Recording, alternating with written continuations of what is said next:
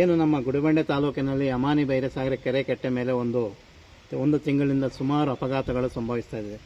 ಮತ್ತು ನಮ್ಮ ಮುಂದಿನ ಒಂದು ವಾಟದ ಸೊಳ್ಳೆ ಒಂದು ಪ್ರವಾಸಿ ತಾಣ ಮಾಡುವುದರಿಂದ ಅತಿ ಹೆಚ್ಚಾಗಿ ಪ್ರವಾಸಿಗರು ಬೆಂಗಳೂರಿಂದ ಮತ್ತು ಇತರೆ ಜಿಲ್ಲೆಗಳಿಂದ ಬರುವುದರಿಂದ ಹೆಚ್ಚಾಗಿ ನಮ್ಮ ಗುಡಿಬಂಡೆ ಅಮಾನಿ ಬೈರಸಾಗರ ಕಟ್ಟೆ ಮೇಲೆ ಹೋಗೋದರಿಂದ ಹೆಚ್ಚಾಗಿ ಅಪಘಾತಗಳಾಗ್ತಾ ಇದೆ. ಇದಕ್ಕೆ ಕಾರಣ ಏನಂದರೆ ರಸ್ತೆ ಪಕ್ಕದಲ್ಲೇ ಆ ಕಡೆ ಈ ಕಡೆ ಎರಡು ಕಡೆನೂ ಗಿಡಗಂಟೆಗಳು ತುಂಬ ಬೆಳೆದು ನಿಂತುಕೊಂಡಿದೆ. ಮತ್ತು ಮುಂದುಗಡೆಯಿಂದ ಬರುವಂಥ ಒಂದು ಗಾಡಿ ಕಾಣಿಸೋದಿಲ್ಲ.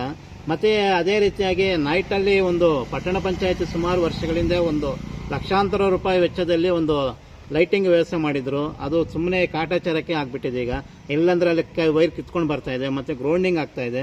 ಇದಕ್ಕೆ ಸಂಬಂಧಪಟ್ಟಂತ ಹಲವಾರು ಮಾಧ್ಯಮ ಮಿತ್ರರಲ್ಲಿ ಬಂದು ಪತ್ರಿಕೆ ಮಾಧ್ಯಮದಲ್ಲಿ ಬಂದರೂ ಸಹ ಯಾವುದೇ ಪ್ರಯೋಜನ ಆಗ್ತಾ ಇಲ್ಲ. ಇಲ್ಲಿನ ಒಂದು ಪಟ್ಟಣ ಪಂಚಾಯಿತಿ ಒಂದು ಮುಖ್ಯಾಧಿಕಾರಿ ಇರ್ಬೋದು, ಜನಪ್ರತಿನಿಧಿಗಳು ನಿರ್ಲಕ್ಷ್ಯತೆ ಎದ್ದು ಕಾಣ್ತಾ ಇದೆ ಅಂತ ಒಂದು ಇದು ಮಾಡಬಹುದು.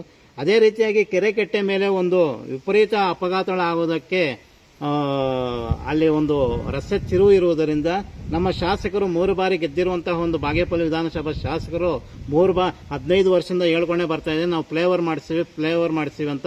ಆದರೆ ಇಷ್ಟು ತನಕ ಮಾಡಿಲ್ಲ. 2 ಸರಿ ಗುಡಿಬಂಡೆ ಅಮಾನಿ ಬೈರಸಾಗರ ಕಡೆ ಕೋಡಿ ಹೋಗಿತ್ತು. ಆವಾಗ ಏನು ಒಂದು ಪೂಜೆ ಮಾಡಕ್ಕೆ ಬಂದಾಗ ಸಮಯದಲ್ಲಿ ಹೇಳ್ತಾನೆ ಇದ್ದಾರೆ, ಆದ್ರೆ ಬರೀ ಪತ್ರಿಕೆ ಮಾಧ್ಯಮದಲ್ಲಿ ಮತ್ತು ಚಪ್ಪಾಳಕ್ಕೆ ಮಾತ್ರ ಸೀಮಿತ ಆಗ್ತಾ ಇದೆ ಅಂತ ನಾವು ಹೇಳ್ಬೋದು.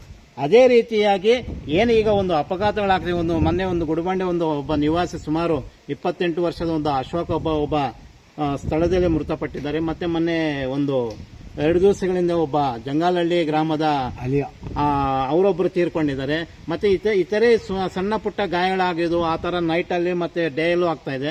ಇದಕ್ಕೆ ಸಂಬಂಧಪಟ್ಟಂತ ಸಣ್ಣ ನೀರಾವರಿ ಇಲಾಖೆ ಆಗಿರಬಹುದು, ಮತ್ತೆ ಸ್ಥಳೀಯ ಶಾಸಕರಾಗಿರಬಹುದು, ಮತ್ತೆ ಪಟ್ಟಣ ಪಂಚಾಯಿತಿ ಮುಖ್ಯಾಧಿಕಾರಿಗಳು, ಜನಪ್ರತಿನಿಧಿಗಳು ಒಟ್ಟಾಗಿ ಇದಕ್ಕೆ ಸಂಬಂಧಪಟ್ಟ ಕೂಡಲೇ ಪರಿಹಾರ ಕೊಡಲೇಬೇಕು. ಇಲ್ಲ ಅಂದ್ರೆ ಮುಂದಿನ ದಿನಗಳಲ್ಲಿ ನಾವು ಉಗ್ರ ಹೋರಾಟ ಮಾಡೋಕ್ಕೆ ನಾವು ಪ್ರಯತ್ನ ಮಾಡ್ತೀವಿ.